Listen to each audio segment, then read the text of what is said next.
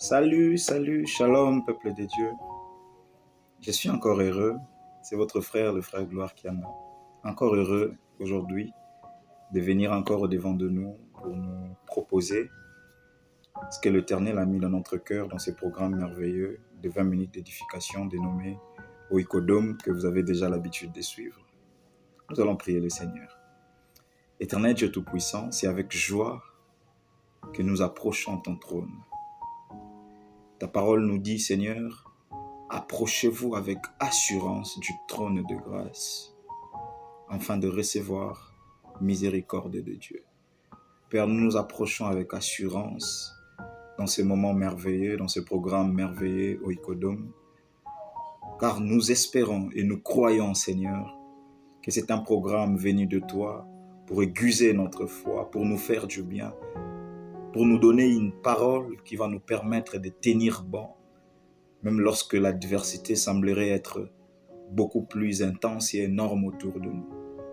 Croire en toi, Seigneur Dieu Tout-Puissant, c'est la chose la plus merveilleuse que nous devons faire. Mais parfois, le monde, avec ces situations, ne nous accorde pas, tendre Père, les conforts qu'il faut pour que nous te croyions, pour que nous croyions en toi comme il se doit. Mais heureusement que ta parole est là, car ta parole, elle, nous forge, ta parole, elle, nous enseigne, ta parole, elle, nous instruit, et ta parole, elle, nous permet de te faire confiance même dans une vallée compliquée. Ce soir, Seigneur Dieu Tout-Puissant, quelqu'un serait en train de nous suivre, mais surtout, quelqu'un serait en train de te suivre. Voilà pourquoi je t'ai prie, Père, parle-nous, utilise-nous comme un simple instrument, afin de transmettre ta pensée. Au nom de Jésus-Christ, notre Dieu. Amen. Voilà, je suis dans la joie de venir dans ce programme. Ce soir, c'est lundi, un programme que nous avons déjà l'habitude de suivre chaque lundi pour nous permettre d'entamer une semaine qui va commencer avec une pensée de Dieu. Je disais à la première vidéo que nous avions faite qu'il est toujours important d'aborder une semaine selon la pensée de Dieu, car il est le seul qui connaît les réalités qui nous attendent autour d'une semaine. Nous allons parler d'un sujet merveilleux, mais ce sujet sera la continuité du sujet passé. Le sujet passé, nous allons parler du meilleur moment de faire confiance à Dieu. Et aujourd'hui, nous allons parler de faire confiance à la promesse de Dieu. Faire confiance à la promesse de Dieu. Entrons dans le contexte. Pourquoi nous devons faire confiance à la promesse de Dieu? Notre vie tout entière n'est régie que sur les promesses de l'Éternel. Tout ce qui nous arrive sont des choses déjà décidées dans le ciel, que nous remarquons tout simplement les réalités sur la terre. Le spirituel est ce qui domine ce monde physique. Et nous sommes en train de vivre les promesses de l'Éternel, les promesses que l'Éternel nous a faites. Mais j'aimerais nous faire vraiment entrer dans le contexte. Si pas tout le monde, mais au moins la majorité de ceux qui me suivent, nous nous souviendrons très bien de cette phrase.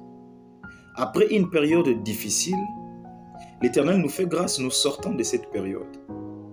Mais lorsque nous étions dans cette période, très souvent, nous étions partis très loin pour dire « J'ai l'impression que l'Éternel m'a abandonné.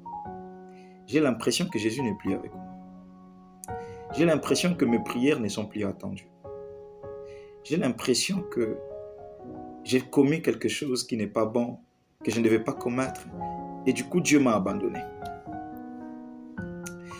Bizarrement, même quand Dieu vient nous rassurer, nous avons l'habitude de nous dire « Ça n'est trop, quel est ce genre de Dieu qui peut me faire traverser une période aussi compliquée ?» Mais lorsque Dieu, ça c'est ce qui est merveilleux, lorsque Dieu nous sort de cette situation et que on se rend compte que c'était très important que l'on traverse cette situation. Chacun de nous a certainement déjà dit cette phrase. Le Seigneur avait raison. Il fallait exactement que je traverse cette situation pour que je comprenne cette chose. pour que je sois forgé. Pas tout de suite, ça peut venir après 1 mois, 2 mois, pourquoi pas une année? Pourquoi? Parce que dans cette situation, Dieu était certainement en train de nous préparer pour ce qui devait arriver une année. Et quand on vit cette situation, on dit, heureusement que Dieu m'avait fait traverser telle situation, parce que cette situation m'avait préparé, m'avait forgé pour vivre celle que je vis aujourd'hui. Eh bien, c'est de ça que nous voulons parler ce soir. C'est exactement de ça que nous voulons épingler. La promesse, ce genre de situation, lorsque nous la traversons, il y a une promesse de l'Éternel qui s'attache à cette situation. Et souvent, nous connaissons la promesse. Mais nous arrivons même à dire, c'est tellement lourd pour moi, je préfère mourir même plutôt que continuer à traverser cette situation difficile. Quand tu dis mourir, tu oublies qu'il y a une promesse sur toi qui ne s'est pas encore accomplie et que Dieu ne peut pas mentir. La Bible dit, il n'est pas un homme pour mentir, il n'est pas non plus un fils de l'homme pour se repentir. Et ici, j'aimerais dire, il n'est pas un fils de l'homme pour se repentir de sa promesse. Voilà pourquoi la Bible dit, dans le livre d'Habakkuk, même quand elle tarde, attends-la, car elle s'accomplira. Elle vient comme une prophétie, elle s'accomplira certainement. Mais, dans ce que je dis, faire confiance à la promesse de Dieu, ça semble être absurde. Quelle est cette promesse que je viens dire à vous qui me suivez, de faire confiance? Est-ce, je connais votre vie pour parler de la promesse exactement que Dieu vous a faite? Pas du tout. Mais ici, j'aimerais parler de la bonne raison de faire confiance en la promesse de l'Éternel. Let's go. Un homme dans la Bible, appelé Abraham. Merveilleusement bien, Dieu lui fait une promesse dans Genèse chapitre 17, les versets 4 et les versets 5. Dieu fait une promesse, il fait une promesse authentique à Abraham. Au verset 4, il dit, « Tu seras le père d'une multitude. » Pour confirmer ce qu'il dit au verset 4, il rajoute ceci au verset 5. « Ton nom ne sera plus Abraham, ton nom sera désormais Abraham. » Parce que ce nom veut dire « père des multitudes. » Au verset 19 du même chapitre, l'Éternel revient encore à Abraham. Cette fois-là, il lui parle de Sarah. Il lui dit, même ta femme, tu ne l'appelleras plus Sarai, tu l'appelleras désormais Sarah. Je la bénirai et au travers d'elle, je te donnerai un fils que tu appelleras Isaac. Et puis il dit quelque chose de merveilleux par rapport à Isaac. Il dit, j'établirai mon alliance avec lui et avec sa descendance pour toujours. Vous voyez ça? Dieu dit, j'établirai mon alliance avec Isaac. Isaac devait venir d'Abraham. Si vous continuez la lecture de ces écritures, vous vous rendrez compte que l'Éternel dit à Abraham que je te donnerai la descendance que je t'ai promis par Isaac. Et puis il dit encore à Abraham que cet Isaac-là, c'est lui en fait qui te donnera la descendance qui va régner sur Canaan. Parce que Canaan c'était une terre que l'Éternel avait promise à la descendance d'Abraham, mais qui devait s'accomplir, qui devait venir par Isaac. Et vous allez vous rendre compte que c'est venu même après Isaac, tout ça. Donc ça, ce n'est pas ce qui nous concerne. Ce n'est pas de ça qu'on veut parler aujourd'hui. Mais on va épingler quelque chose de merveilleux. Dieu dit, j'établirai mon alliance pour toujours. C'est-à-dire, je ne me repentirai jamais de cette alliance. Très bien. Il établit une alliance. Mais quelque part, toujours dans ces écritures, Dieu a dit à Abraham que tout le peuple de la terre, ça veut dire toi et moi, y compris, tout le peuple de la terre sera béni par toi. Qu'est-ce qui a poussé Dieu pour dire ça à Abraham? C'est à cause de l'obéissance d'Abraham lorsqu'il devait offrir Isaac. Cette obéissance a permis à Dieu de dire à Abraham que tout le peuple de la terre sera béni par toi. Allons-y. Genèse chapitre 22, le verset 13. Là, il se passe quelque chose de merveilleux.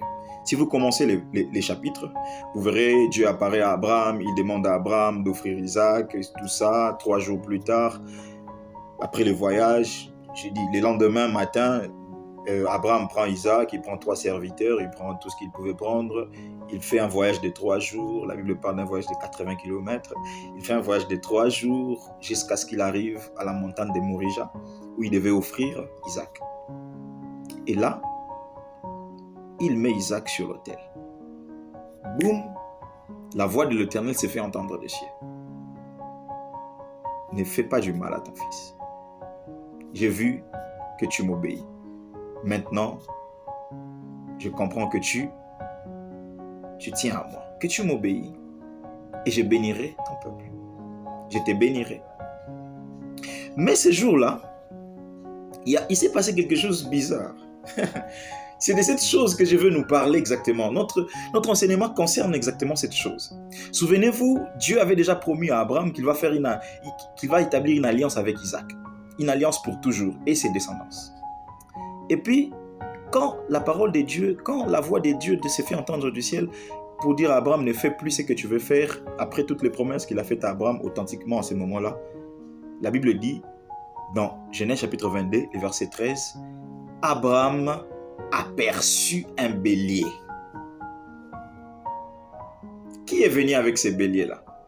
Parce que Abraham était venu avec Isaac.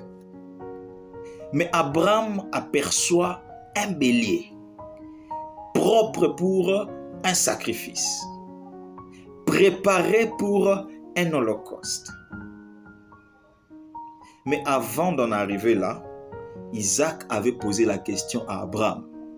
Je vois le feu, je vois le bois, mais je ne vois pas l'animal que l'on doit offrir. Abraham, malgré humain, me répond authentiquement à ce qui devait arriver. L'Éternel lui-même pourvoira de l'animal que l'on va offrir.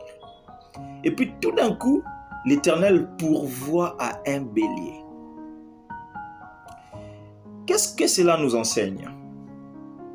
C'est donc que le Saint-Esprit m'a aidé à comprendre cela.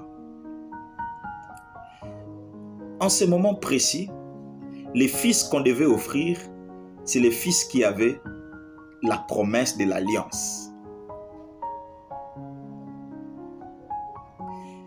L'Éternel avait déjà dit à Abraham que j'établirais mon alliance avec Isaac. Il ne s'agit pas d'un Isaac qui devait venir après. Il s'agit de l'Isaac qui est sur l'autel qu'on devait offrir.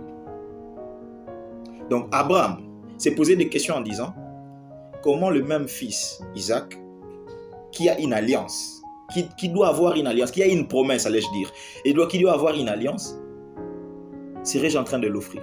Et tout d'un coup, les dieux de la promesse pourvoient à un bélier. Tout de suite, ce bélier est offert en sacrifice et Isaac sort de ces moments-là sain et sauf. Je vais dire une chose à quelqu'un. Ces jours-là, la promesse de l'Éternel devait revêtir de quelque chose pour que ça s'accomplisse dans la vie d'Isaac. Pourquoi? Parce qu'en réalité, la promesse était grande et que Isaac n'en était pas digne à cause de sa nature. Et à cause de la nature d'Isaac, pour qu'il entre dans la dimension de la promesse, il fallait qu'un sacrifice soit fait. Souvenez-vous, dans l'ancienne alliance, il y avait des sacrifices pour l'expiation des péchés, dont le souverain sacrificateur faisait. Mais l'animal qui était sacrifié était choisi par l'homme. L'animal était arrangé par l'homme, bien que selon les critères de Dieu, mais c'était arrangé par l'homme. Mais à cause de la grandeur de la promesse qui était sur Isaac, l'animal devait venir de Dieu lui-même.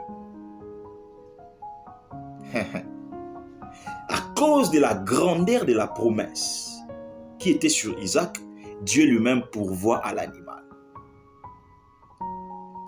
Cette réalité s'applique dans notre vie aujourd'hui. Je suis venu dire en fait à une personne qui se sent comme s'il était déjà sur un autel, comme Isaac, comme si quelqu'un qui veut déjà mourir dans quelques temps, parce que la situation nous accable tellement de tel point que nous ne croyons plus que la promesse est sur nous. J'aimerais te rappeler une chose. David a dit, je ne mourrai point, je vivrai jusqu'à ce que je raconterai les œuvres de l'Éternel. Et aussi longtemps que tu n'as pas encore vécu la promesse de l'Éternel dans ta vie, ce n'est pas encore le moment de mourir. Pourquoi? Je vais te le dire. Dans Genèse, chapitre 1, le verset 28, la Bible dit au verset 24, Dieu crée l'homme et la femme, plutôt au verset 27, Dieu crée l'homme et la femme, mais au verset 28, la Bible dit, après avoir créé l'homme et la femme, Dieu les bénit. La première des choses que Dieu a fait après avoir créé l'homme et la femme, c'est les bénir. Tout de suite, j'attaque quelqu'un qui attend une bénédiction de l'Éternel pour te dire, ça a été la première des choses que l'Éternel a fait après avoir créé l'homme. Et ça va arriver dans ta vie. Mais je vais te donner une raison pourquoi ça va arriver. L'Éternel venait de donner une raison exacte pourquoi l'alliance ou la promesse devait s'accomplir dans la vie d'Isaac. Il donne un bélier. Il pourvoit à un bélier. Et pour toi et moi, la promesse va s'accomplir parce que Dieu n'a pas seulement donné un bélier pour Isaac. Si pour Isaac, Dieu a donné un bélier qui a été offert sur l'autel et la promesse s'est accomplie, pour nous, Dieu a donné Jésus-Christ de Nazareth. Il a donné comme le bélier d'Isaac. Pour toi et moi qui avons la promesse de l'Éternel, Dieu a donné Jésus-Christ de Nazareth, son propre fils, son fils unique, afin que la promesse qu'il y a en nous s'accomplisse. J'aimerais dire une chose à quelqu'un. Si la promesse, la dimension de la promesse qui était en Isaac avait nécessité la vie d'un bélier, on dit que cette promesse était grande. Cette promesse qui est en nous, qui a coûté la vie de Jésus-Christ, elle est beaucoup plus grande que la promesse qui était sur Isaac. Si lorsque Eliezer va dans la maison des parentés d'Abraham pour aller prendre Rebecca comme femme pour Isaac, a dit dans cette maison-là que mon maître était béni de l'Éternel. Il parlait d'Abraham et l'héritier de tout ce qui était à Abraham, c'était Isaac. Donc c'était aussi un homme très très très béni. Si cette bénédiction à cette dimension-là n'avait coûté qu'un bélier, la bénédiction qui a coûté Jésus dans notre vie est beaucoup plus grande que ce qu'on voit d'Isaac. Ce que l'on sait d'Isaac. Ça a coûté Jésus-Christ, le Fils unique de Dieu. Voilà pourquoi la Bible dit, ne vous inquiétez pas de votre lendemain. Pourquoi le mot s'inquiéter? C'est exactement quand tu cries, c'est difficile, la vie c'est compliqué, qu'une parole vient dans tes oreilles pour te dire ne t'inquiète pas. C'est comme si ce que tu vivais en ce moment-là, pour lui c'était rien. Oui, c'est rien parce que ce que tu vis, ça a coûté Jésus-Christ. Car tu es appelé à vivre la promesse. Il dit, ne vous inquiétez pas de votre lendemain.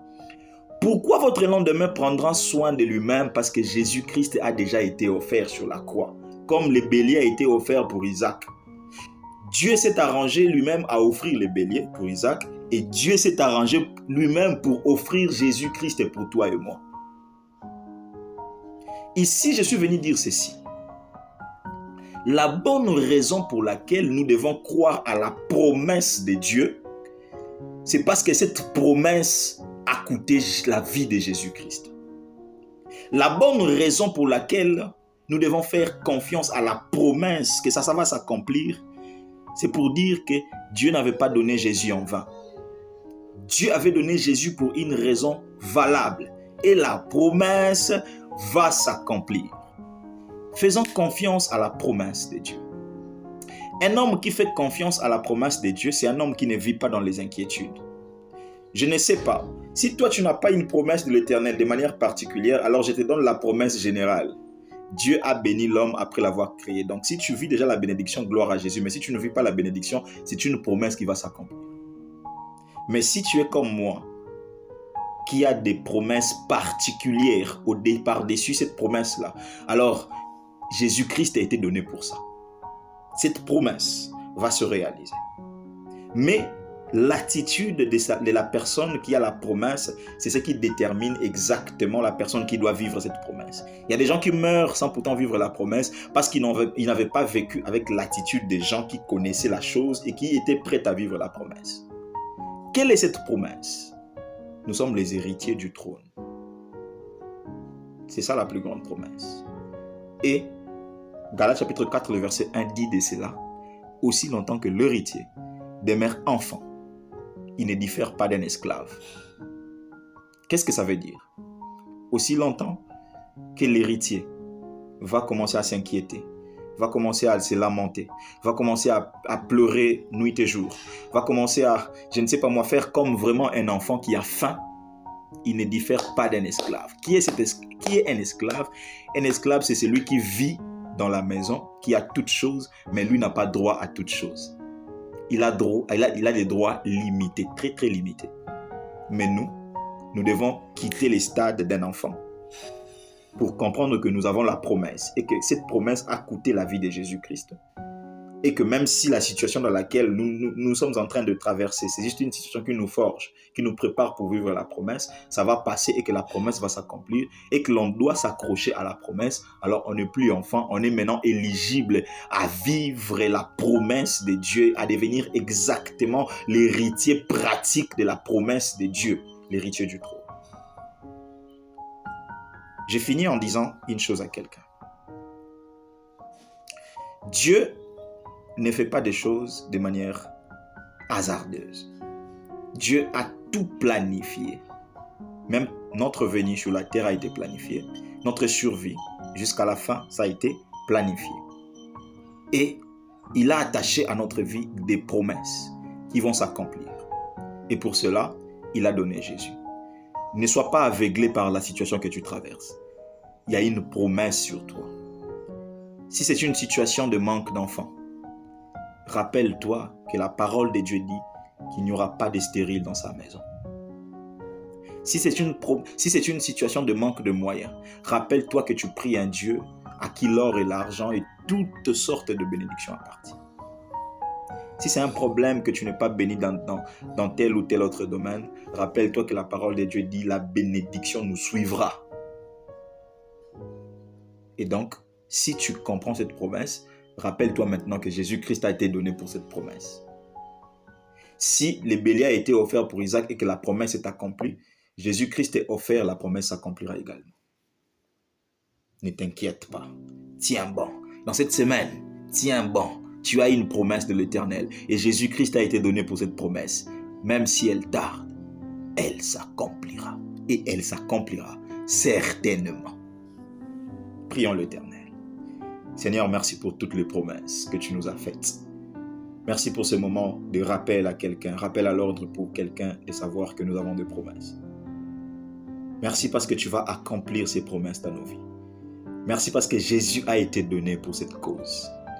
Merci parce que tu vas aider quelqu'un à ne plus être enfant, pour être différent d'un esclave, à se rendre compte que nous sommes héritiers et que nous devons nous comporter comme des héritiers, sans s'inquiéter.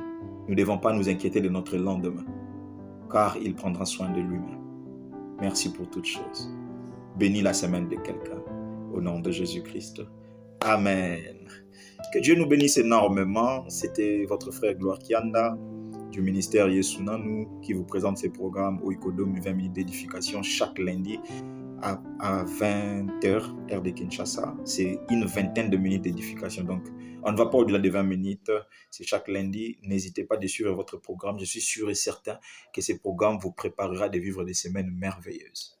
Que Dieu nous bénisse énormément. À nous revoir le lundi prochain.